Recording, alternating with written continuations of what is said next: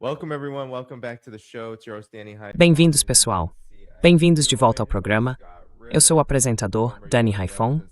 Como vocês podem ver, estou aqui com Scott Ritter, ex-inspetor de armas da ONU, ex-oficial de inteligência do Corpo de Fuzileiros Navais dos Estados Unidos, analista geopolítico e autor. Scott, bom te ver de novo. Obrigado pelo convite. Pessoal, não esqueçam de curtir o vídeo enquanto a gente começa e vamos direto para as últimas novidades. Scott, primeiro, queria ouvir seus comentários sobre o que é, de muitas formas, uma guerra de narrativas.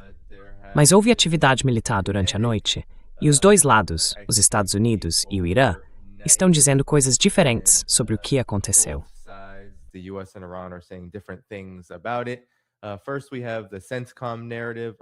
Primeiro, temos a versão do CENTCOM sobre o que aconteceu, mais uma violação do cessar-fogo. Mas, segundo o CENTCOM, foi o Irã que cometeu o que eles chamam de uma grave violação do cessar-fogo, ao retaliar contra, é isso que o Irã diz. Mas de acordo com o CENTCOM, o Irã teria disparado um míssil contra uma base aérea dos Estados Unidos no Kuwait. Só que isso aconteceu depois que os Estados Unidos atacaram Bandar Abbas, alegando que o Irã havia enviado drones contra navios americanos perto do Estreito de Hormuz, também em nome da autodefesa. O Irã, por sua vez, tem uma narrativa bem diferente sobre os acontecimentos da noite passada.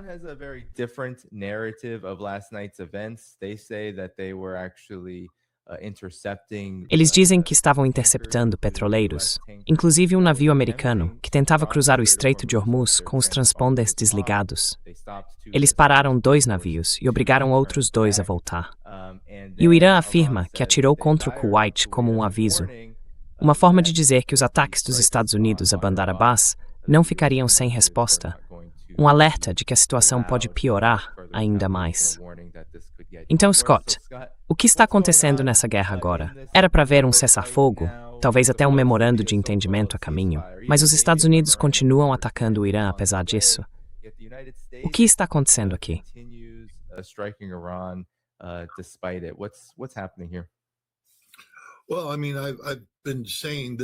Olha, eu tenho dito isso essa semana, e na verdade já faz um tempo que venho dizendo. Os Estados Unidos são incapazes de chegar a um acordo. Eu não acho que vai haver um acordo, um cessar-fogo formal, especialmente um que consiga passar pelo Senado americano ou virar uma resolução do Conselho de Segurança. Claro, esse é o objetivo, essa é a meta. Mas os Estados Unidos são incapazes de firmar acordos. Mesmo que a gente chegue a algum entendimento, os Estados Unidos sempre têm prazos, etapas, momentos em que algo precisa acontecer. E entre um ponto e outro, o Donald Trump muda de ideia e tenta renegociar, porque ele não está mais interessado em um acordo ou em um tratado. Ele está interessado no acordo, e o acordo é uma coisa completamente diferente. Um acordo é, sabe, uma via de mão única. Um acordo é o que é bom para o Donald Trump. É algo que pode ser rompido a qualquer momento, porque de repente vira um mau acordo, e aí você precisa substituí-lo por um bom acordo.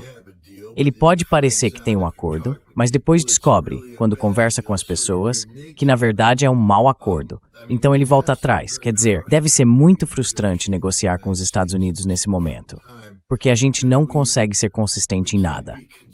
Os iranianos, desde o começo, têm sido muito consistentes sobre quais são suas exigências e seus requisitos.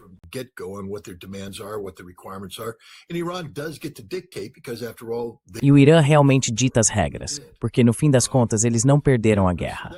Nós perdemos. Então é aí que estamos. O que vai acontecer agora? Difícil dizer. Eu não vejo uma guerra em larga escala começando. Os Estados Unidos não têm condições econômicas para isso. A gente já está numa situação econômica muito difícil. O Irã vai cobrar o seu preço. Eu sei que o Scott Bessent, o secretário do Tesouro, acabou de mandar um aviso para Omã e para o Irã dizendo que isso não vai ser tolerado. Mas eu duvido que Omã e o Irã se importem com o que o Scott Bessent pensa ou com o que o Tesouro americano acha. No fim das contas, o Irã tem o controle total do trânsito de petróleo pelo Estreito de Hormuz, e nada do que os Estados Unidos digam, façam, queiram ou desejem vai mudar isso.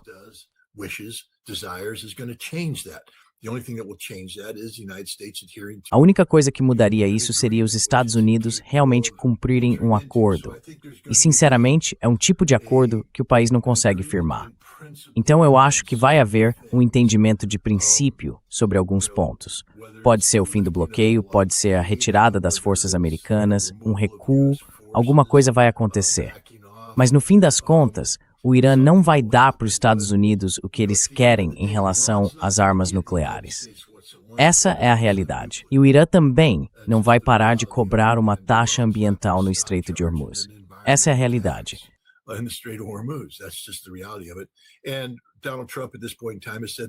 E o Donald Trump, neste momento, já deixou claro que esses pontos são inegociáveis.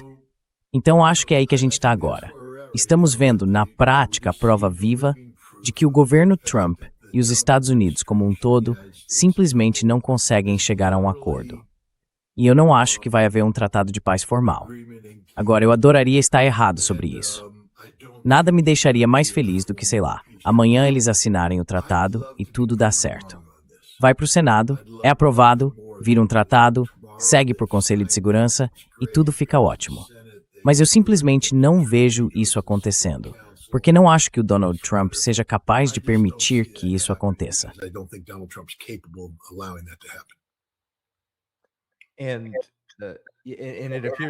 E parece que eles são incapazes de sair dessa guerra que você mencionou. E eu concordo com você que os Estados Unidos já perderam. Mas, ao mesmo tempo, o Irã parece estar fazendo de tudo para se manter dentro dos limites desse cessar-fogo atual, enquanto mostra para os Estados Unidos, nesse último ataque de mísseis contra uma base aérea americana no Kuwait, que ainda tem capacidade de continuar avançando. E isso é algo que o Irã vem prometendo desde que o cessar-fogo foi estabelecido, já faz quase 2 meses. Então, o que explica, Scott? Por que o governo Trump, por que o CENTCOM dos Estados Unidos continuam com esses, não sei nem como chamar, esses ataques pontuais, esses golpes rápidos contra o Irã, e depois recuam dizendo, não, isso está dentro dos limites do cessar-fogo. Às vezes, eles chegam a alegar a legítima defesa. E, ao mesmo tempo, estão impondo um bloqueio a milhares e milhares de quilômetros das próprias costas.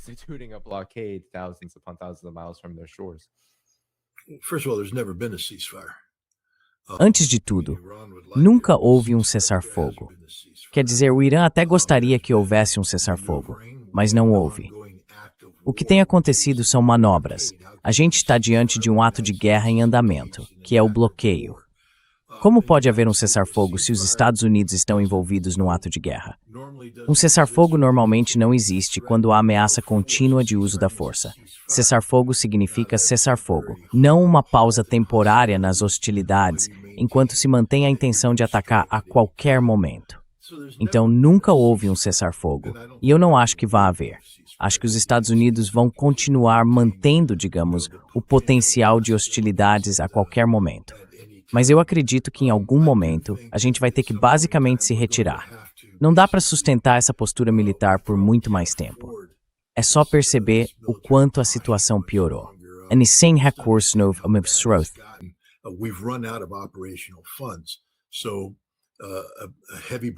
Então, uma brigada pesada de blindados do Texas, que deveria ser enviada para a Polônia como parte da força rotativa, foi parada. O PTAC disse, parem, a gente não tem dinheiro para mandar. Aí o Donald Trump veio a público e disse, vamos enviar 5.000 soldados da Alemanha.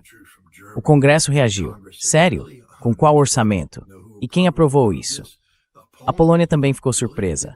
Como assim? A gente não assinou nenhum acordo de status de forças. Não existe nenhum tratado que permita isso. Quer dizer, o Trump vive no próprio mundo de fantasia, e isso é metade do problema. Mas a realidade é que a nossa postura militar é insustentável. A gente não tem condições de fazer uma grande escalada, porque isso acabaria muito mal para nós e para os nossos aliados. E o Trump não consegue aceitar os termos que o Irã está impondo. Então, o que vai acontecer é esse tipo de cessar-fogo meio informal, meio morno, que deve continuar por um bom tempo, pelo que dá para ver.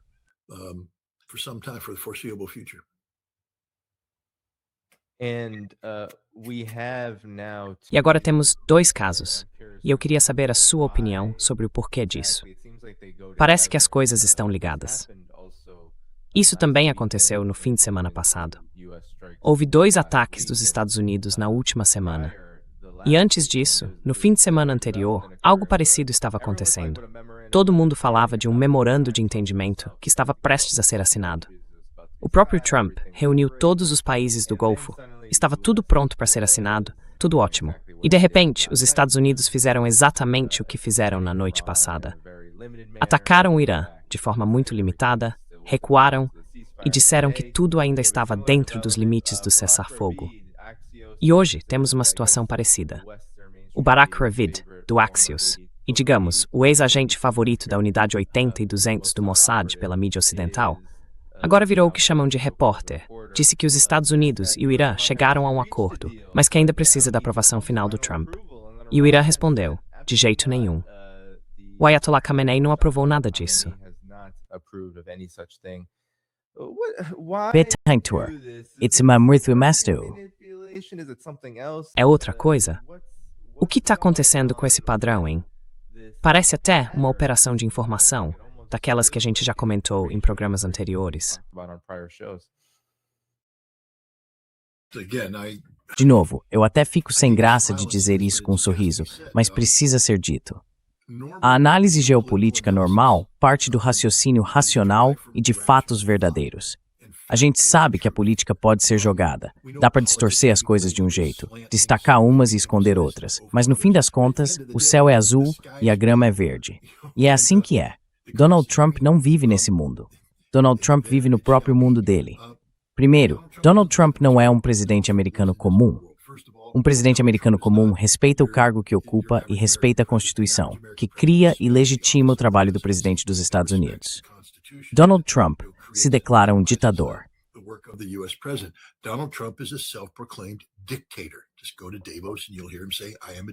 É só ir a Davos que você vai ouvir ele dizer, eu sou um ditador. Um homem que afirma que o Estado de Direito não importa, que só vale o que ele pessoalmente acredita, o seu próprio senso de moralidade, o que é ridículo. E esse é um homem que age como um culto à própria personalidade. Ele literalmente se cerca de bajuladores. É isso. Esse é o mesmo homem que mandou erguer uma estátua dourada de si mesmo em Mar-a-Lago e chamou líderes religiosos para irem lá orar diante desse monumento a um Deus. A gente nem sabe se é o Deus porque parece uma repetição do que os hebreus fizeram no Antigo Testamento, quando abandonaram Deus e passaram a adorar ídolos de ouro erguidos para outros deuses, e foram punidos por isso, castigados, ou qualquer palavra que você queira usar.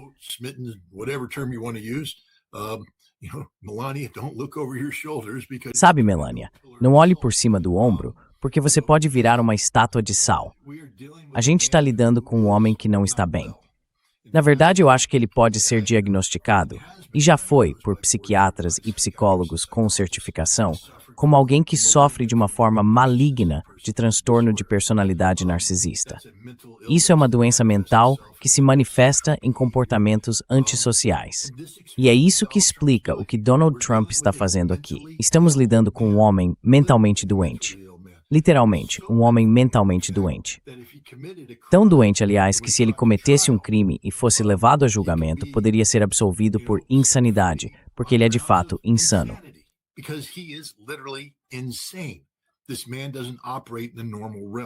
Esse homem não age dentro do que a gente chamaria de normalidade. Ele pensa só em si mesmo. É tudo sobre o dom. É tudo sobre a marca. É tudo sobre o legado da família. Todas aquelas coisas tradicionais que um político desse nível deveria se importar. O bem coletivo do povo americano, a segurança do país, a segurança dos nossos aliados, nada disso entra na conta para ele. Nada. O que importa é só o que traz benefício para o Donald. E é por isso que é quase impossível, primeiro, explicar o que ele faz, e segundo, prever o que ele vai fazer. Como é que você prevê as ações de um homem fora de si?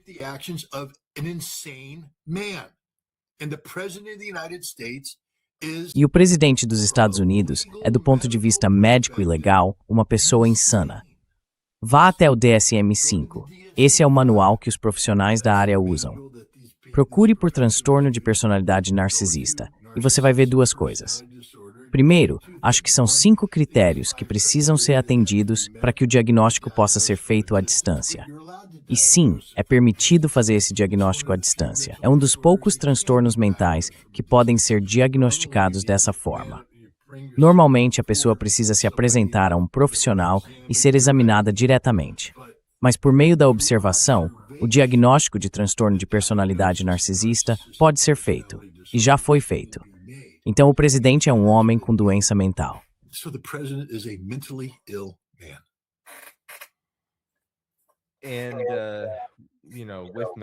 E sabe, com o narcisismo, vem, claro, um certo distanciamento da realidade. Ou talvez um grande distanciamento da realidade. Mas a realidade ainda existe. E uma das realidades com as quais os Estados Unidos, pelo menos o setor militar, o império, por assim dizer, vão ter que lidar, vem de um relatório do Centro de Estudos Estratégicos e Internacionais. Eles publicaram recentemente um estudo sobre o que exatamente está acontecendo dentro das Forças Armadas Americanas e o que a guerra com o Irã basicamente causou. Elas esgotou completamente. E aqui estão alguns trechos desses relatórios.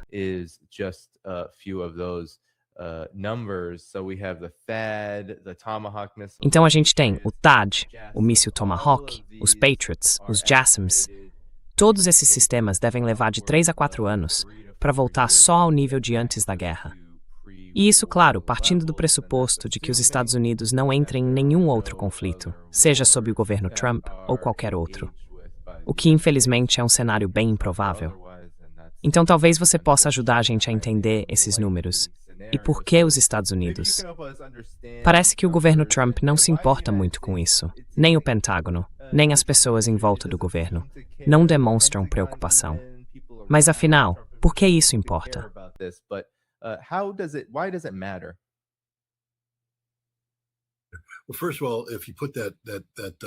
Bom, antes de tudo, se você colocar esse formulário aí, a gente precisa olhar com mais atenção. Porque, veja, o uso estimado na guerra do Irã, provavelmente os números são até maiores do que isso, mas esse é o uso estimado. E se você olhar as entregas previstas para 2026, essa é a realidade. Então, em cada um desses casos, eles usaram 1.000 Tomahawks. Só 207 vão ser substituídos este ano. O sistema THAAD, entre 190 e 290, provavelmente o número mais alto. Só 92 vão ser substituídos. Tá vendo o que aconteceu? A gente tem um déficit do qual não consegue sair. Não olhe para o pedido do ano fiscal de 2027, porque aquilo não é real. Nenhum dinheiro foi destinado. Portanto, nenhuma capacidade de produção foi ampliada. Esses números são todos falsos.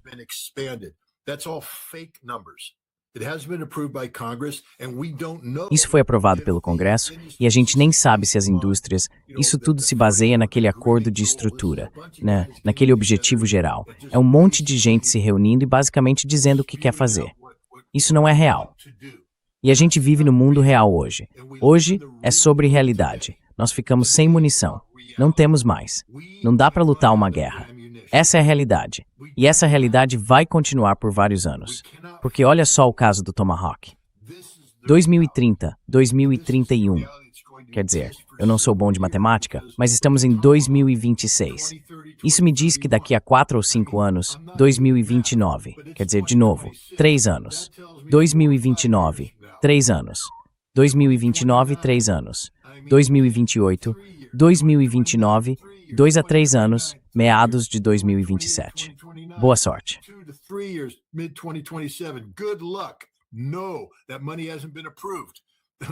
Não, esse dinheiro não foi aprovado. Final de 2026. Duvido muito. O ponto é, tudo isso é ficção, é fantasia. Isso simplesmente não existe. A gente está num buraco do qual não consegue sair. Mesmo que o dinheiro fosse liberado, como é que você... Vamos de novo, olhar cada um desses casos. Provavelmente a informação sigilosa, a quantidade de ímãs permanentes e outros materiais de terras raras usados na fabricação dessas armas. Essas armas não podem ser feitas sem componentes específicos, componentes que dependem do acesso aos minerais de terras raras da China. E a China está negando esse acesso para a gente. Então a gente nem consegue produzi-las.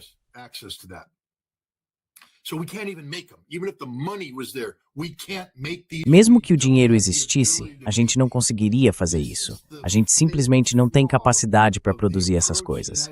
Esse é o erro fatal da estratégia que os Estados Unidos adotaram para fazer guerra desde o fim da Guerra Fria. Basicamente, não desperdice isso com bombas. Ímãs são incríveis. Não desperdice. Sei lá, não vou entrar nesse assunto agora. Mas olha, orientação e controle. O que você acha que faz a bomba acertar o alvo? Não é só a bomba, eles colocam um sistema de orientação nela. E o que tem nesse sistema? O que faz os chips fazerem o que os chips fazem? Enfim, desculpa, eu não devia ler os comentários, mas às vezes a ignorância é uma bênção.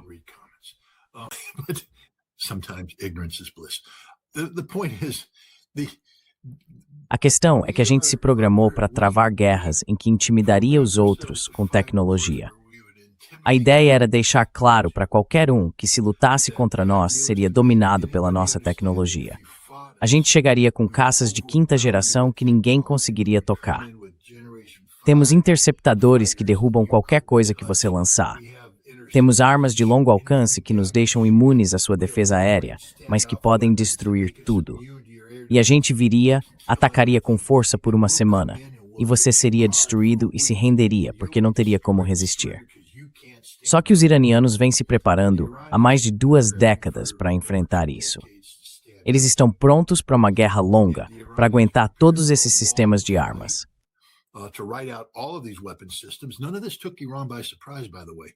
Nada disso pegou o Irã de surpresa, aliás. Sabe onde eles estão? Bem no meio, entre o Iraque e o Afeganistão. E onde foram os 2 lugares onde travamos grandes conflitos nas 2 primeiras décadas desse século? Iraque e Afeganistão. Você acha que a gente sobrevoou cada um deles com bombardeiros B-2? Sim. Acha que eles lançaram munições? Sim. E acha que todas essas munições explodiram ou que algumas falharam? Algumas falharam. E você acha que essas munições que não explodiram poderiam ter sido recolhidas, desmontadas, estudadas e todos os componentes analisados? Sim. Acha que isso foi compartilhado com os chineses e os russos? Sim. E acha que eles acrescentaram suas próprias análises e devolveram essas informações para os iranianos? Sim.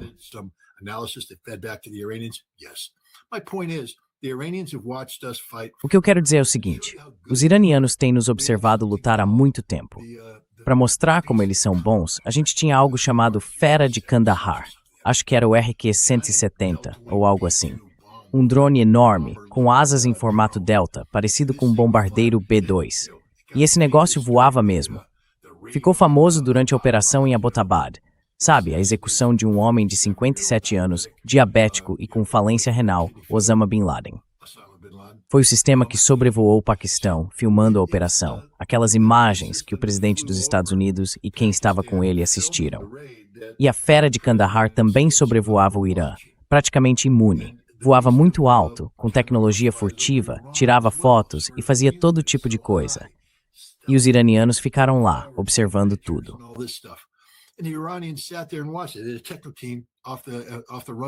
Tem uma equipe técnica lá em Kandahar, todo dia fora da pista, observando a decolagem e coletando os sinais, sabe? Porque tem um operador fazendo o drone decolar.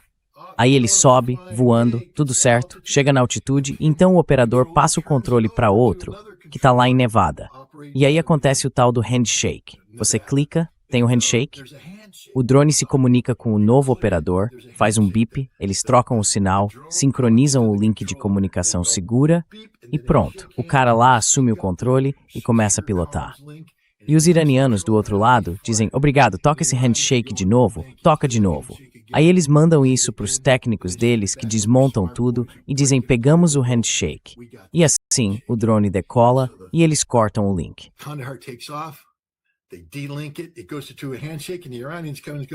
Chegou num aperto de mão e os iranianos vão e voltam. A gente aperta as mãos, eles tomam o controle, levam de volta para o Irã e pronto, levaram. Vocês têm ideia de como isso é difícil? De como foi difícil fazer isso acontecer? Mas os iranianos conseguiram, porque eles entendem tudo o que a gente faz. Não tem nada que a gente faça que pegue eles de surpresa. Nada, absolutamente nada do que a gente fez surpreendeu eles. A não ser o momento de um ataque surpresa, que sabe, foi encoberto por um ato de traição. Tipo, ei, vamos negociar com vocês. Temos um acordo a caminho de Washington para ser finalizado. Todo mundo pode dormir tranquilo. E aí, bum, acabou, bomba. É assim que a gente age. A gente mente, a gente engana, a gente rouba. A gente não age com honestidade nenhuma. E mesmo assim, a gente acabou levando uma surra.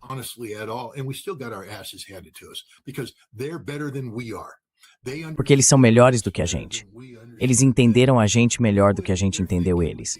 A gente entrou lá achando que podia matar o Ayatollah Khamenei, derrubar o regime e botar medo em todo mundo, porque temos F-35, B-2, temos de tudo. Somos os Estados Unidos. Somos os melhores. E aí, a munição acabou. A munição acabou. E sabe de uma coisa? Aquela munição nem funcionou. Todas aquelas GBU-57, sabe? Aquela bomba enorme que a gente joga e faz um estrago. Pelo menos 4 delas não explodiram. E adivinha quem tem essas bombas hoje? Não são só os iranianos. São também os russos e os chineses que estão desmontando e copiando tudo neste exato momento.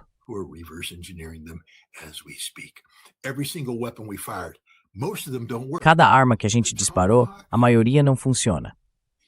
Os Tomahawks, em 2017, lançamos um monte de Tomahawk Block 4 contra a Síria. Lembra disso? Atingindo o que chamavam de instalações químicas sírias, que na verdade não eram instalações químicas. Mais uma falha de inteligência. Disparamos, se não me engano, 61 mísseis. 23 não funcionaram. 23 caíram nos campos da Síria, intactos, completamente intactos. E adivinha quem capturou? Os sírios. E adivinha de quem eles são amigos? Dos russos. E adivinha de quem os russos são amigos? Dos iranianos. Adivinha quem agora entende tudo sobre o Tomahawk Block 4, cada detalhe dele, o suficiente para bloquear, enganar, fazer o que quiser?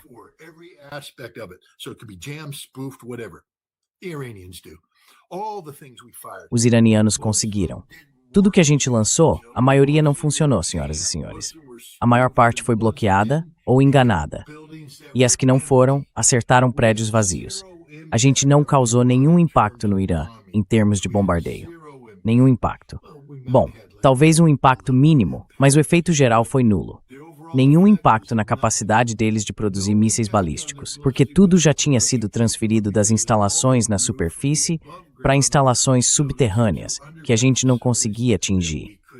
É a mesma coisa com tudo o que eles fazem. A gente perdeu essa guerra porque eles são melhores do que nós.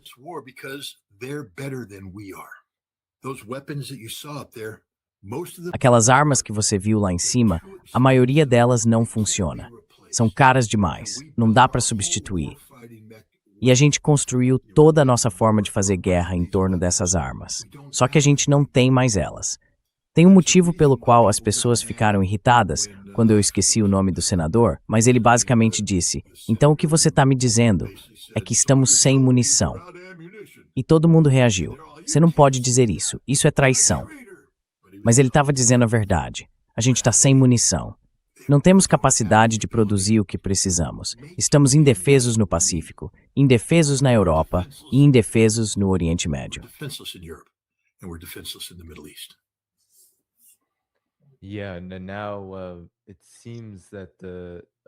E agora parece que os Estados Unidos, o governo Trump, ou pelo menos os belicistas americanos, estão mais uma vez tentando. E a gente sabe que numa guerra, muito disso, especialmente no caso dos Estados Unidos, é, como você disse, uma forma de intimidação. Intimidar as pessoas para que aceitem no futuro os termos que os Estados Unidos vão querer impor. Claro que isso não funcionou. E a gente sabe que as sanções servem a um propósito parecido, talvez com uma arma diferente. Mas dessa vez, as sanções parecem bem desesperadas, Scott. Agora o Departamento do Tesouro está sancionando a autoridade do Estreito do Golfo Pérsico, acusando o Irã de usar essa entidade para, veja só, gerar receita com as embarcações que passam pelo Estreito de Hormuz. Como é possível sancionar uma entidade criada pelo Irã, que não tem absolutamente nenhuma ligação com o lado americano do mercado global? É algo bem curioso e até ousado. Anti-interesse o Irã. Mary King, Paris Safe. The key to sanctions, though, isn't the sanction of Iran, it's the secondary sanctions that follow. For instance, any country or ship or whatever. Por exemplo, qualquer país, navio ou o que for, que passar por ali e pagar o pedágio vai estar sujeito a sanções secundárias. Então o objetivo é fazer com que as pessoas digam não. Só que, poxa, Scott, você não pensou muito bem nisso, né? Porque se eles disserem não, o petróleo não flui, e aí eles quebram, ficam nas ruas ou acabam sendo sancionados pelos Estados Unidos. Eu acho que eles vão preferir as sanções, Sr. Besson, porque as suas sanções são péssimas. Primeiro, pelo que eu entendo, eles já não estão mais pagando em dólares, e esses dólares não estão mais indo para os bancos em Abu Dhabi e Dubai. Era assim que o Irã funcionava, até que os Estados Unidos entraram e confiscaram aqueles ativos de 12 bilhões de dólares. Parabéns, América. Vocês pegaram 12 bilhões de dólares de dinheiro roubado, que mais cedo ou mais tarde vão ter que devolver.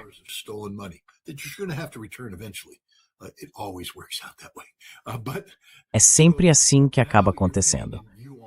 Mas agora eles estão pagando em yuan, a moeda chinesa, em bancos que os Estados Unidos não controlam. Ou, pelo que eu vi, em criptomoeda, que eles estão cobrando pedágios em criptomoeda. De novo, os Estados Unidos não têm nenhum controle sobre isso. Então a gente não pode impedir Omã e o Irã de fazerem isso. E também não pode impedir os países de pagarem, porque eles precisam pagar para sobreviver. A gente pode ameaçar com sanções secundárias, mas tudo que isso faz é afastar ainda mais as pessoas da órbita americana. Quer dizer, o Marco Rubio, que eu desprezo abertamente, uma vez disse uma das poucas coisas honestas que ele já falou quando estava comentando sobre o Brasil. E o Brasil estava falando sobre desdolarização e sobre trabalhar com os BRICS para criar meios alternativos. E ele disse, a gente não pode deixar isso acontecer.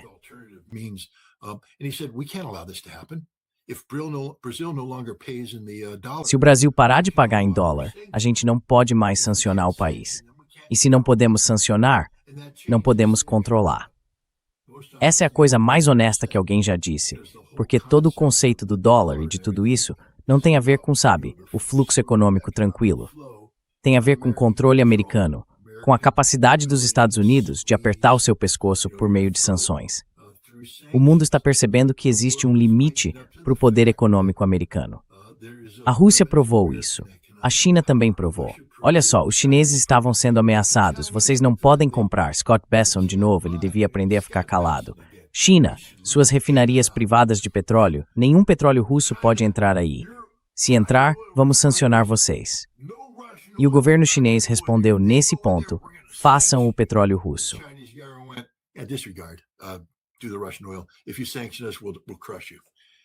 Se vocês nos sancionarem, a gente vai esmagar vocês. E o Trump já sabe disso. Da última vez que ele tentou sancionar demais a China esmagou ele, apertou até o fim, fez ele se render. Essa é a realidade. É um momento humilhante para os Estados Unidos, porque uma das maiores armas econômicas que a gente tinha e que abusamos por várias décadas, agora está sendo exposta como uma ameaça vazia. O Scott Besson não vai sancionar ninguém. Você acha que o Irã tem medo de sanções? De jeito nenhum. Eles sobreviveram sob sanções duríssimas. E hoje o Irã tem a gente na mão. Porque eu garanto, se tiver que escolher entre sofrer sanções secundárias dos Estados Unidos ou pagar a tarifa, o pessoal vai pagar a tarifa. Porque eles precisam mais daquele petróleo do que da bênção do Scott Besson.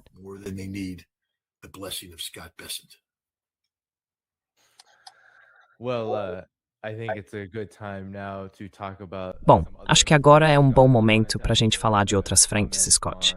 Eu queria pedir o seu comentário sobre a frente da Ucrânia, porque houve, claro, na última semana, mais ou menos, ataques que a Rússia realizou em resposta ao terrível crime de guerra que a Ucrânia cometeu em Lugansk, o assassinato de dezenas de estudantes, professores e funcionários.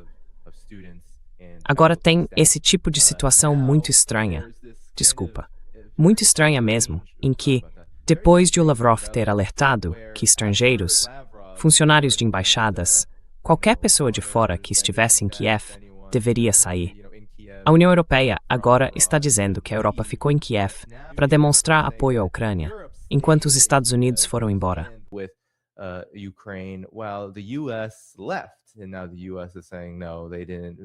E agora, os Estados Unidos estão dizendo que não, que eles não evacuaram seus diplomatas. Mas a gente espera que a situação esquente em relação à Ucrânia, porque parece que a Ucrânia e seus aliados estão ficando cada vez mais agressivos, especialmente em relação a ataques contra civis. Qual é a sua avaliação do que está acontecendo e de como isso pode se relacionar com os Estados Unidos? Essa posição talvez delicada em relação ao Irã e a tentativa mais ampla de projetar poder no mundo?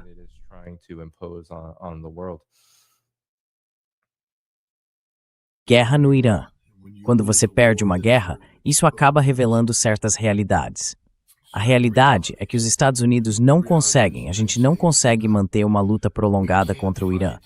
E isso significa que também não conseguimos manter uma luta prolongada contra a China, nem contra a Rússia. E não estamos em condição de apoiar outros porque estamos sem munição. Literalmente sem munição. Não sobrou nada.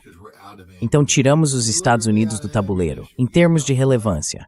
A gente nem consegue mais fazer uma ameaça. Nem consegue se organizar direito com as tropas na Polônia. Sabe, 4.200 não estão sendo rotacionados, mas 5.000 estão indo. Só que o Congresso não aprovou, então esses 5.000 também não vão.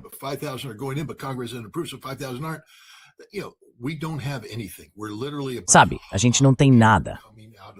Somos literalmente um monte de conversa fiada saindo da boca das pessoas mais irrelevantes do lugar. Infelizmente, tem algumas pessoas relevantes fazendo coisas relevantes. Os britânicos são muito relevantes. Eles têm conduzido uma campanha bem-sucedida que tenta desviar o foco do esforço longe da realidade do campo de batalha, onde, ao contrário do que muita gente no Ocidente acredita, a Rússia está dominando em praticamente todo o front. As coisas não estão indo bem para os ucranianos, e já faz tempo que não vão. Mas os britânicos estão jogando um outro jogo, um jogo de guerra psicológica, pensado para fazer a Rússia desmoronar por dentro.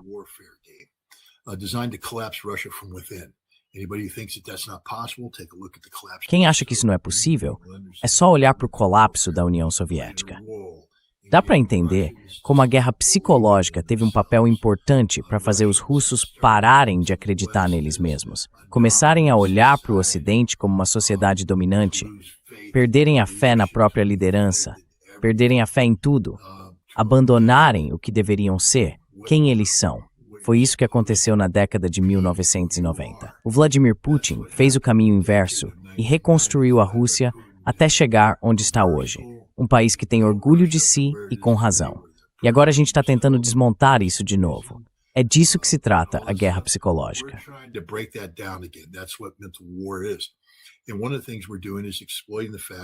E uma das coisas que a gente está fazendo é explorar o fato de que Vladimir Putin não quer escalar o conflito. Ele quer manter essa guerra limitada à Ucrânia e lidar com objetivos restritos. Garantir que a Ucrânia não entre na OTAN e não mantenha as ideologias nazistas de bandeira, coisas desse tipo, e que não represente uma ameaça para a Rússia. Então o Ocidente vem testando ele o tempo todo. Toda vez que uma linha vermelha é traçada, sabe, F-16, linha vermelha, Terceira Guerra Mundial, F-16 chegando, a Rússia simplesmente responde destruindo os F-16. HIMARS atacam, derrubam, neutralizam. Quando foi a última vez que você ouviu falar de algum HIMARS fazendo algo relevante na Ucrânia? Não ouviu. É sempre a mesma coisa, cada escalada é controlada pela Rússia.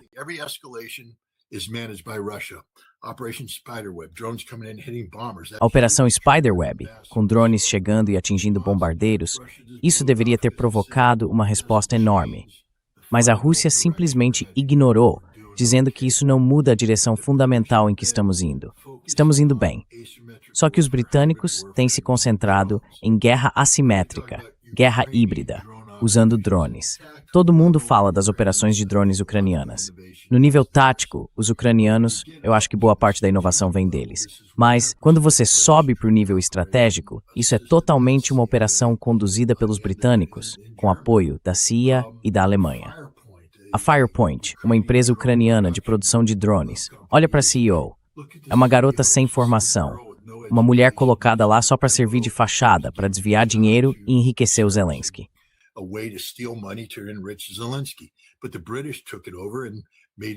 Mas os britânicos assumiram o controle e transformaram isso em algo real. O FPV Flamingo é uma arma de fabricação britânica, uma arma britânica usada contra a profundidade estratégica da Rússia, fingindo ser ucraniana. Sabe, Antes dessa guerra começar, os russos deixaram claro para Joe Biden: não vamos tolerar mísseis da OTAN baseados na Ucrânia que possam atingir a profundidade estratégica da Rússia. Agora existem mísseis da OTAN baseados na Ucrânia que podem atingir essa profundidade, uma linha vermelha que foi cruzada. Mas os russos pensaram: a gente consegue aguentar isso, dá para seguir em frente. A mesma coisa com os FPV-1, aqueles drones de madeira que voam e atingem plataformas de petróleo e tudo mais.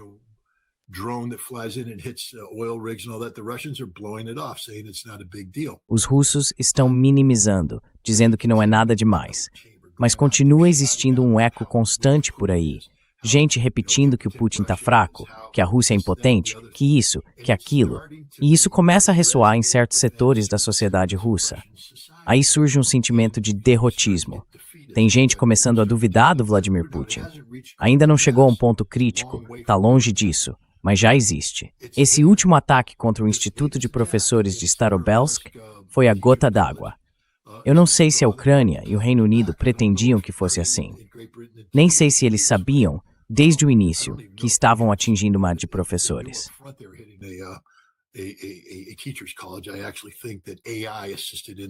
Na verdade, eu acho que a inteligência artificial ajudou no ataque, na identificação do alvo. Do mesmo jeito que aconteceu em Manabi, que era claramente uma escola infantil. Mas a gente bombardeou achando que era o quartel de uma brigada de mísseis. Sabe, aqui eles pensaram a mesma coisa, porque viram fotos de alunos de outra faculdade, não dessa, usando uniformes militares e concluíram que era uma instalação militar. Mas não é. Aqueles alunos estavam participando de um jogo.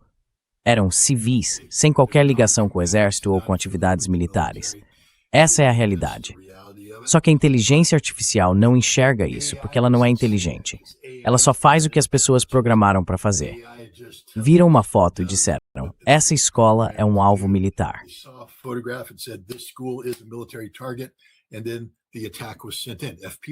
E aí o ataque foi lançado.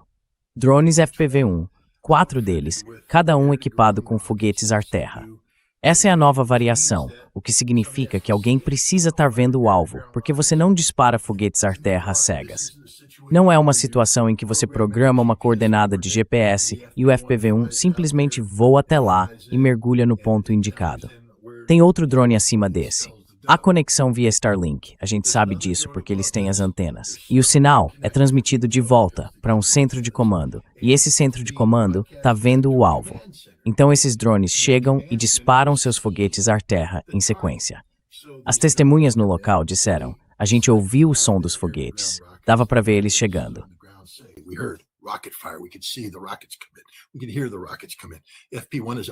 A gente ouvia os foguetes chegando. O FPV-1 é um negócio com hélice, não é um foguete. Então os foguetes eram disparados, voltavam, atiravam de novo. Voltavam, atiravam de novo. 4 vezes. Depois mergulhavam no final, porque carregavam bombas de 200 quilos.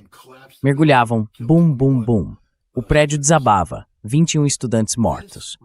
Isso teve um impacto na Rússia como nada antes.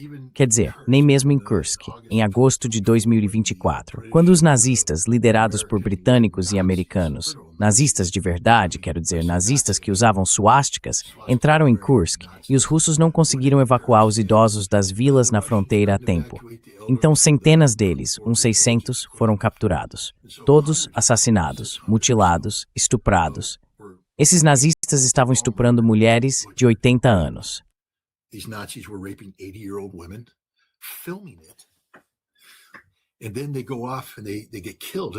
E aí eles vão, acabam morrendo, e os russos ficam com os corpos, com as câmeras, e tem tudo em mãos. Isso não é especulação, é um fato. E mesmo assim, isso não provocou essa reação da Rússia. Os russos simplesmente decidiram: vamos matar de 60 a 80 mil deles, retomar o território e continuar avançando. Não vamos escalar o conflito. Mas esse ataque foi diferente. Atingiu a Rússia no momento errado e gerou uma indignação que o governo russo não pode ignorar. Então o que o governo russo fez, primeiro de tudo, foi responder com um ataque massivo, planejado para eliminar as unidades responsáveis. Lembra quando eu falei que o Starlink estava envolvido?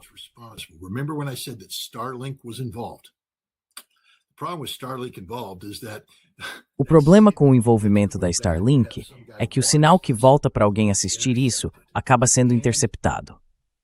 E os russos sabiam exatamente onde era. Provavelmente estava sendo operado a partir de uma instalação ao sul de Kiev, onde os Ereshnik atingiram uma igreja branca, como chamavam, e acertaram aquelas garagens acima do solo. Mas a gente sabe que aquilo eram locais de manutenção de aeronaves disfarçados, construídos na época soviética e depois ampliados pelos ucranianos. Era lá que ficava a unidade de drones FPV-1, que estava coordenando esse combate. Os russos simplesmente apagaram do mapa. Acabou. Destruído. Eles também atacaram outras instalações em Kiev e nos arredores. É curioso como as pessoas dizem, eles atingiram um museu.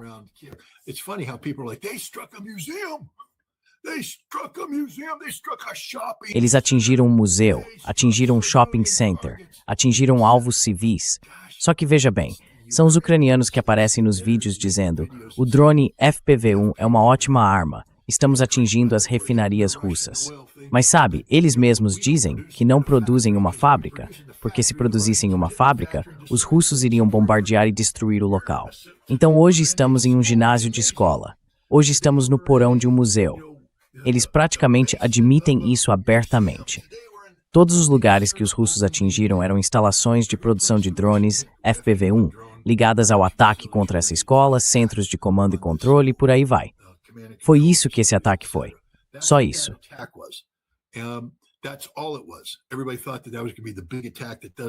Todo mundo achava que aquele ia ser o grande ataque, o que resolveria tudo, mas não. Aí os russos vieram a público e disseram, porque veja, o Putin não faz nada por impulso.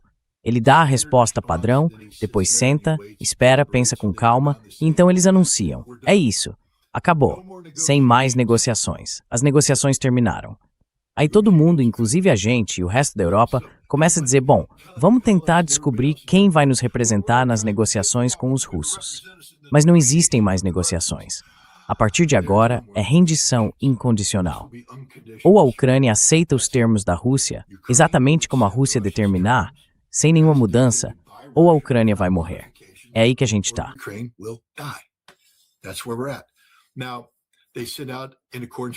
Agora eles estão agindo de acordo com o direito internacional. Eles têm que dar um aviso adequado antes de qualquer ataque que possa causar vítimas entre a população civil. E foi isso que a Rússia fez. Fez por escrito, fez por telefone, e todo mundo perguntava, ué, por que ainda não atacaram? Pois é, porque os russos são mais espertos do que eu e você. Eu mesmo cheguei a dizer que achava que Kiev seria apagada do mapa. Mas eles não vão apagar Kiev. Sabe por quê? Porque os russos são mais espertos do que eu e você. Um membro da Duma, que faz parte do Comitê de Defesa, deu uma entrevista interessante ontem, em que ele disse, e eu pensei, acaba com a Rada, acaba com o parlamento, faz disso algo visualmente marcante.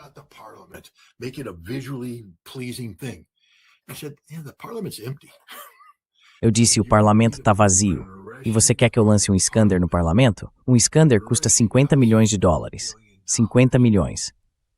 Você quer usar uma arma de 50 milhões num prédio vazio que não serve para nada? Não. Quando se usa um Iskander, é para matar gente. Gente importante. É para destruir estruturas subterrâneas. É isso que o Iskander faz. Então, quando eles disparam o Iskander, é contra um alvo que foi escolhido para ser destruído e matar quem está lá dentro. Isso quer dizer que antes é preciso reunir informações de inteligência sobre onde esse alvo está. Por isso, eles não vão atacar até terem essas informações. Outra coisa que disseram é que isso vai acontecer ao longo do tempo.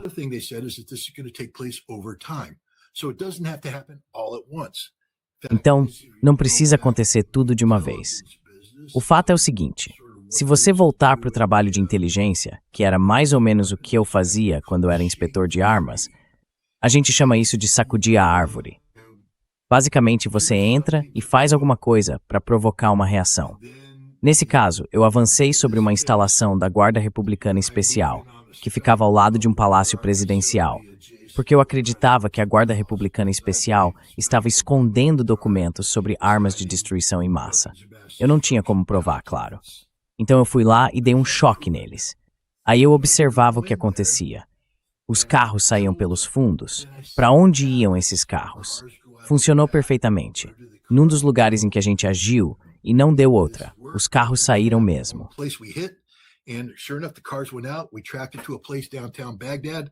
A gente rastreou até um lugar no centro de Bagdá. Pediu para tirar uma foto com as imagens do U-2. Eu fui até lá e era um ponto de evacuação de documentos ligados a trabalhos que os iraquianos não queriam que a gente descobrisse. A ideia era sacudir a árvore, fazer eles reagirem, ir lá e agir rápido. Mas nesse caso, não vão ser as inspeções que vão agir. Vai ser o Oreshnik. Vai ser, sabe, o Iskander.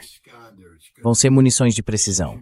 Elas vão atingir os alvos importantes, centros de tomada de decisão, centros de comando e controle e a produção da indústria de defesa, porque os ucranianos não vão concentrar tudo numa fábrica só.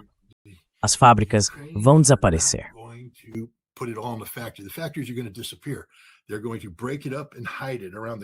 Eles vão dividir isso e esconder pelo país, como costumam fazer, e os russos vão detectar e destruir. Essa é uma estratégia de longo prazo para enfraquecer completamente a capacidade da Ucrânia de continuar nessa guerra. E é isso que a gente vai ver daqui para frente. Eu não acho que vamos ver o ataque massivo que todo mundo está esperando. Eu também esperava, mas acho que não vai acontecer, porque eu tenho prestado atenção. Aliás, esse é o sinal de um bom analista. Saber ficar quieto de vez em quando. A gente está num programa de debate, então eu estou falando. Mas quando acaba, eu fico em silêncio e escuto. Eu escuto o que os russos dizem.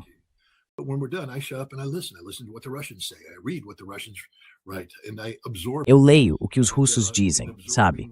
E eu absorvo isso. E ao absorver o que eles vêm dizendo, eu não acho que vai haver um ataque massivo de decapitação.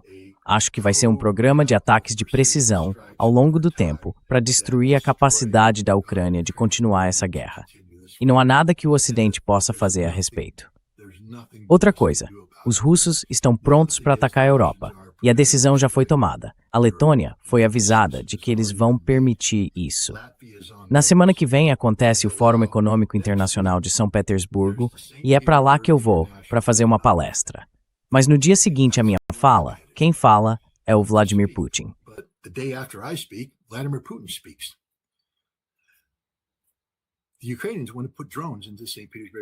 Os ucranianos querem colocar drones no Fórum Econômico Internacional de São Petersburgo, mas não vão conseguir. Se eles tentarem voar pelo corredor do Báltico, então as nações bálticas serão destruídas, eliminadas. Isso é simplesmente um fato. E se a Europa quiser fazer alguma coisa a respeito, a Rússia vai atacar também. É aí que a Rússia está neste momento. Eles estão cansados de brincar, cansados de lidar com gente estúpida. E agora chegaram a um ponto em que, se continuarem atacando a Rússia de uma forma que ameace sua própria existência, a Rússia vai responder à altura. A Ucrânia, infelizmente, vai aprender essa lição.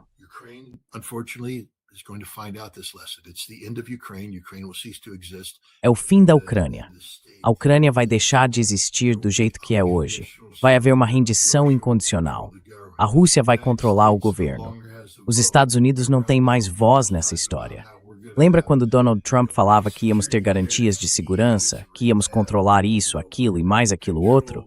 Pois é, os Estados Unidos não têm mais voto. Acabou. A gente realmente saiu de cena. Terminou. E eles nunca mais vão ser convidados de volta. Essa é a realidade. A Europa nunca foi convidada, embora ache que quer ser. Ninguém vai ser convidado. Isso é entre a Rússia e a Ucrânia.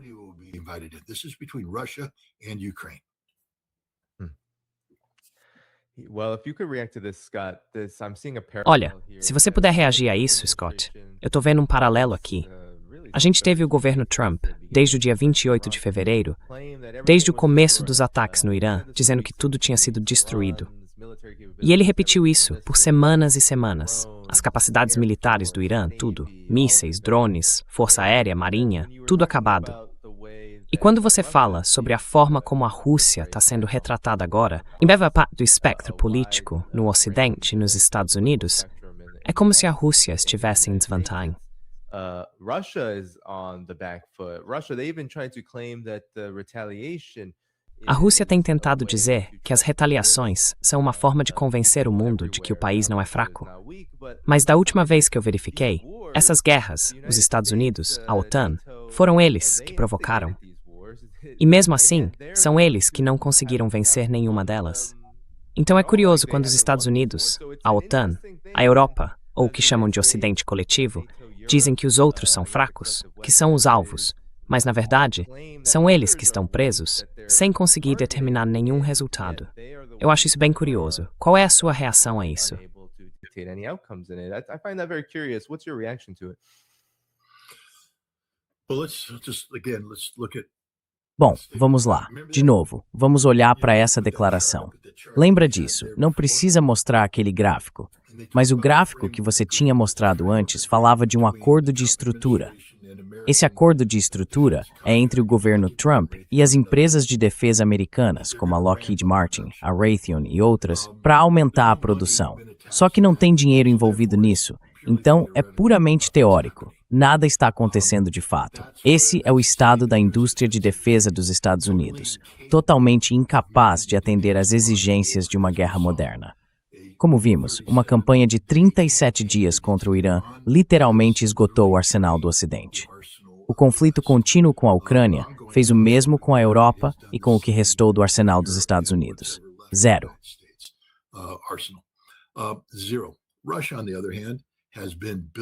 A Rússia, por outro lado, vem fortalecendo a sua indústria de defesa. Está avançando num ritmo impressionante, você nem imagina. E a Rússia não está só fabricando e usando equipamentos. É diferente do que fazemos no Ocidente, aliás. Esse é um dos motivos pelos quais não temos grandes estoques. Porque é difícil convencer o Congresso da necessidade de produzir em excesso e deixar 5.000 armas paradas num depósito que talvez nunca sejam usadas. E se nunca forem usadas e ficarem obsoletas, isso significa que gastamos uma fortuna em armamentos, e os nossos são muito caros. Então não dá para produzir além do necessário. A gente precisa fabricar só o que é preciso para cumprir certas metas de treinamento e de operação. Mas as nossas operações sempre partem da ideia de guerras curtas, porque acreditamos que vamos intimidar o inimigo até ele se render.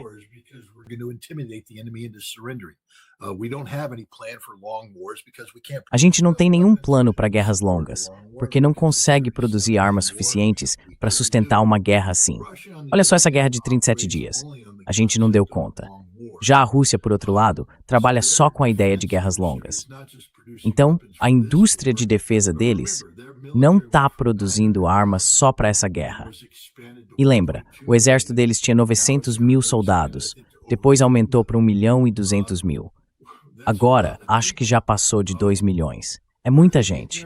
De onde vêm as armas deles? Da própria indústria de defesa russa. E não é só fuzil, uniforme e munição. São as armas de guerra, tanques. Eu adoro quando ouço gente burra, tipo Jeff Fisher, algum coronel aposentado idiota, dizendo, os russos não têm nada.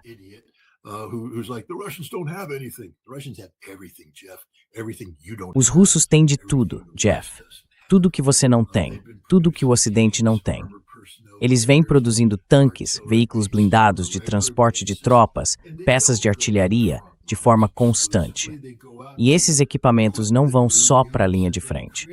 Eles também servem para equipar as novas unidades que foram criadas, como aquele novo corpo de exército com 70.000 soldados no Distrito Militar de São Petersburgo, que tem blindados, artilharia, tudo. E não é só construir blindados e artilharia, eles também têm a munição necessária para sustentar uma guerra longa. Então, estão acumulando estoques de munição também. É isso que a Rússia está fazendo. A Rússia nunca vai ficar sem munição. Olha o Iskander, por exemplo. A Rússia já lançou 3 deles. Os 2 primeiros eram modelos experimentais. Esse último, eu não sei exatamente, provavelmente já é um modelo de produção em série.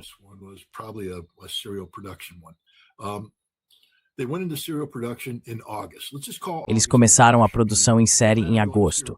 Vamos dizer que agosto foi meio que um mês perdido. A gente planejava começar a produção em série, mas ainda não tinha realmente produzido nada. Então, setembro, outubro, novembro, dezembro, janeiro, fevereiro, março, abril, maio. 9 meses. Produção mínima, 5 por mês. 5 por mês. 9 vezes 5, 45. 45 menos 1, 44. Eles têm 44 Iskanders. Isso é a produção mínima. Agora, a produção máxima, com base no que eu vi quando trabalhei em Votkinsk, eles provavelmente conseguiriam produzir. Bom, na época, eles faziam a produção anual dos SS-20, algo em torno de 80 por ano. Mas vamos simplificar, né? Vamos considerar metade disso.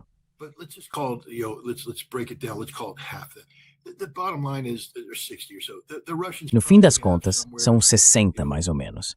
Os russos provavelmente têm algo em torno de 50, 60, talvez 70 mísseis Iskander. É bastante coisa.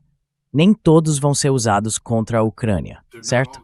Tem Iskanders que estão reservados primeiro para Belarus, que tem o próprio regimento, 9 lançadores. Cada lançador provavelmente tem 2 unidades. Isso dá 18 mísseis que podem ser armados e disparados contra a Europa. Existem outros regimentos por aí. A Alemanha tem seus próprios Iskanders ligados a ela. A Inglaterra também. A França. O Iskander cobre um monte de áreas. Eles têm versões de longo alcance e, por causa da nossa saída do acordo, agora provavelmente operam num raio de mais de 2.000 quilômetros.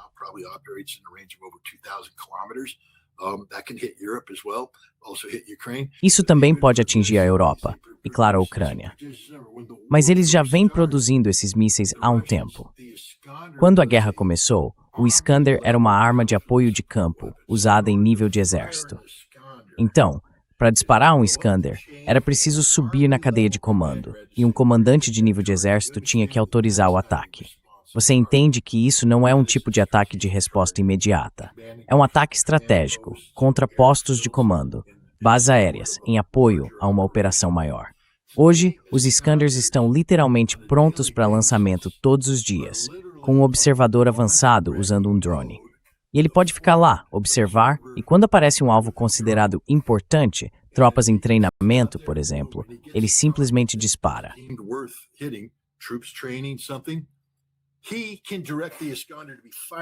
Ele pode ordenar que o Iskander seja disparado na hora e ele vai acertar o alvo. Por que eles conseguem fazer isso? Porque produziram tantos Iskanders que agora conseguem usá-lo literalmente como uma arma de apoio no campo de batalha. Os russos não têm nada além de munição. E os britânicos, 500 mil russos mortos? Não, provavelmente 300 mil. Esse número é mais preciso. Mas os britânicos não podem dizer a verdade porque estão envolvidos numa operação psicológica. 300 mil é muita gente. É mais ou menos o mesmo número de baixas que os Estados Unidos tiveram nos 2 teatros da Segunda Guerra Mundial. Então quem finge que essa não é uma guerra sangrenta está errado. Mas os números ucranianos estão em cerca de 2.200.000 mortos agora. E somando os feridos, passa de 5 milhões.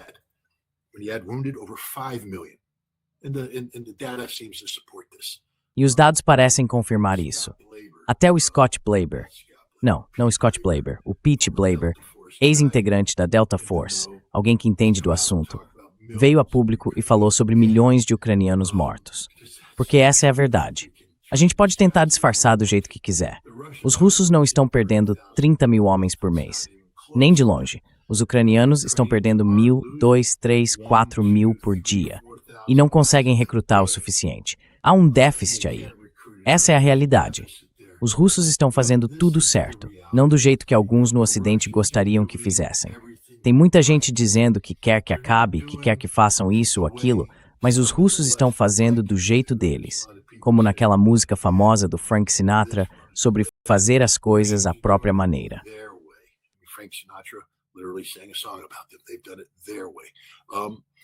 Eles fizeram do jeito deles. E essa é a realidade. Os russos estão vencendo essa guerra. E agora os russos vão vencer também no campo psicológico, porque vão inverter o jogo contra os britânicos. E isso vai levar a um colapso. Quando os russos começarem essa campanha de atacar os centros de decisão da Ucrânia, vai se tornar mortal trabalhar com os ucranianos. Neste momento, há um monte de pessoal da OTAN, um monte de americanos lá embaixo, trabalhando junto com os ucranianos. Isso vai se tornar algo letal. Eles não vão atacar a embaixada, nem matar diplomatas americanos. Mas, se houver técnicos americanos atuando no subsolo, eles vão morrer. And when that happens, the E quando isso acontecer, os ratos vão abandonar o navio que está afundando e os ucranianos vão ficar sozinhos, o que vai acabar levando ao colapso total da Ucrânia. Algo que pode acontecer já neste verão. Junho vai ser um mês decisivo. Quer dizer, é por isso que eu estou até um pouco animado. Eu nem sabia disso quando decidi ir para a Rússia em junho, mas vou estar lá justamente num dos meses mais importantes de toda essa guerra. É um mês de decisão. Eu acho que o resultado é óbvio, mas ainda assim vai ser disputado. Zelensky já anunciou que junho é o mês em que ele vai lançar a tão esperada ofensiva de drones, que deveria quebrar a vontade do povo russo.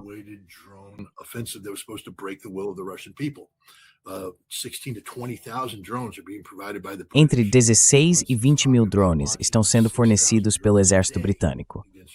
Zelensky está falando em lançar até 6 mil drones por dia contra alvos russos. Os russos vão reagir. Isso vai ficar feio bem rápido. Tudo deve acontecer em junho. Eu não sei. Dizem que em São Petersburgo, à noite, é para sair e ver as pontes se levantando, os navios passando, as estrelas. É lindo.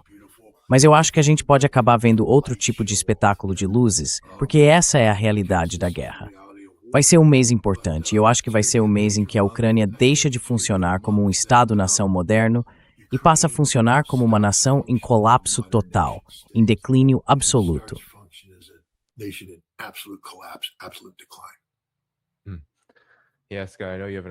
Sim, Scott. Eu sei que você tem um compromisso em breve. Eu ia pedir suas considerações finais sobre Cuba, porque os Estados Unidos estariam se preparando para uma guerra lá. Mas talvez só um comentário rápido sobre isso. E também se você quiser deixar alguma palavra final antes de encerrarmos. Certo. Olha, sobre Cuba é bem simples. Parece que estamos tentando aplicar o mesmo roteiro usado na Venezuela. A mesma coisa, indiciar o Maduro para justificar tirá-lo do poder. A gente indiciou o Raul Castro para justificar tirá-lo também. A questão com a Venezuela é que antes o país era totalmente controlado pelos Estados Unidos. A Chevron estava lá, a gente tinha influência sobre todas as grandes famílias. Aí veio o Hugo Chávez com a revolução dele e depois o Maduro assumiu. Mas no fim das contas, infelizmente para o povo venezuelano, a CIA conseguiu voltar, restabelecer contato com algumas pessoas e comprá-las. E foi isso que aconteceu. A gente comprou a Venezuela. Agora querem aplicar o mesmo modelo em Cuba.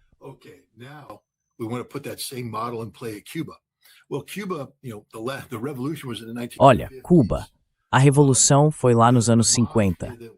A máfia que existia naquela época já não está mais lá.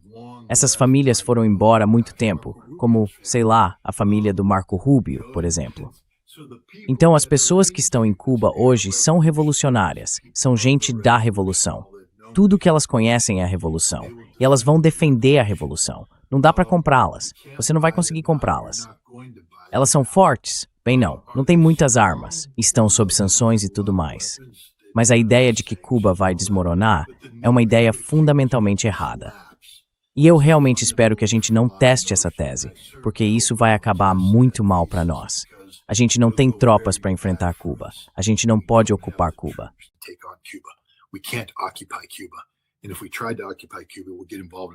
E se a gente tentasse ocupar Cuba, acabaríamos entrando numa briga muito, muito ruim com o povo cubano.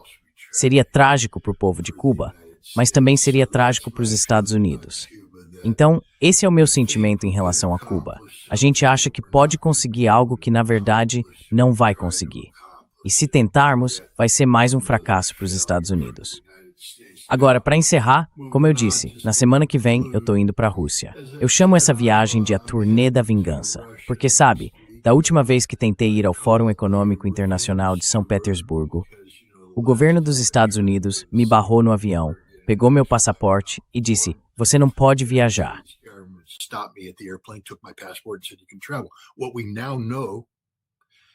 O que a gente sabe agora, por causa de alguns processos criminais que estão acontecendo na Rússia, é que os ucranianos pediram para o governo dos Estados Unidos cancelar meu passaporte.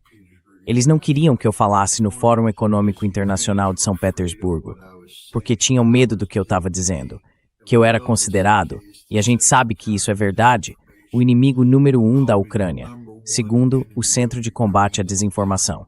Eu ainda tô lá no topo. A lista do Mirotivretz me marcou para morrer e ainda me mantém marcado para morrer. Mandaram uma carta-bomba para minha casa. Viva o serviço postal, né? Não fizeram porcaria nenhuma. Então é real.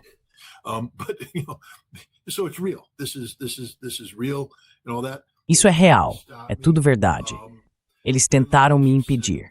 Foram eles que enviaram um depoimento falso pelo escritório do FBI em Kiev, o que acabou levando a uma operação do FBI na minha casa, alegando que eu era um agente russo.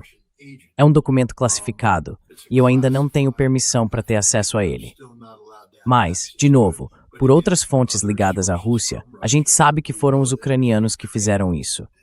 E provavelmente os ucranianos não querem que eu viaje este ano. Só que eu não acho que o governo Trump seja tão receptivo à influência ucraniana quanto o governo Biden foi. Mas no fim das contas, eu vou e vai ser algo importante. Tô realmente animado com isso. E depois disso, vou passar boa parte de um mês cuidando de outras coisas.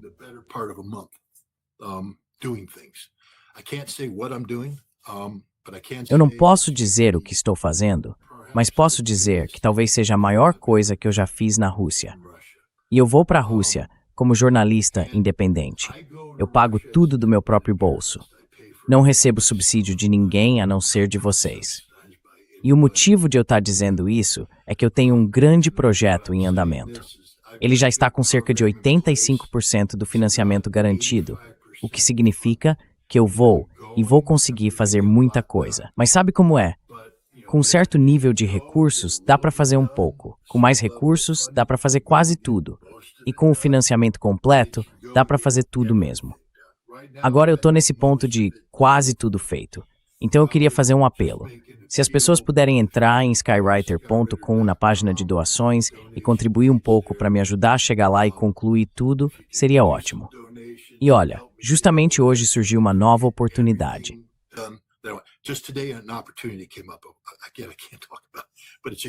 Eu não posso falar sobre isso, mas é uma oportunidade única. Nunca foi feito antes por ninguém. E bom, eu só preciso de ajuda para conseguir fazer, porque eu tenho que pagar por tudo. Tenho que pagar segurança, motorista, intérpretes, toda a produção de vídeo, esse tipo de coisa. Então, para que essas novas oportunidades aconteçam, é preciso ter financiamento. E é por isso que eu estou fazendo esse apelo agora, porque vai ser uma viagem incrível. Vai ser uma viagem perigosa, mas vai ser muito legal. E as informações que eu coletar vão ser enviadas de volta para vocês, para o público. Eu faço isso. Eu publico artigos, faço vídeos e tudo chega até vocês. A ideia é dar a vocês mais conhecimento e informação. Então, me vejam como uma ferramenta a serviço de vocês e me ajudem a realizar esse trabalho. Eu ficaria muito grato.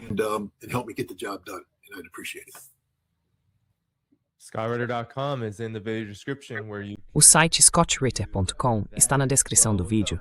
É lá que você pode fazer isso. Bom, sem mais demora, pessoal, vamos encerrar o programa por aqui. Clica no botão de curtir, para que mais gente possa ouvir isso. Acesse scottritter.com, você pode apoiar o novo projeto dele. E não se esqueça de apoiar também este canal. O link está na descrição do vídeo aqui embaixo. Eu volto em breve. Na verdade, vou viajar no fim de semana, mas durante esse tempo vão sair alguns clipes originais. Então fiquem de olho que eu vou postar tudo. Sem mais demora, a gente se vê em breve. Muito obrigado, Scott. Cuidem-se, pessoal. Tchau, tchau. Thanks so much, Scott. Take care, everyone. Bye-bye.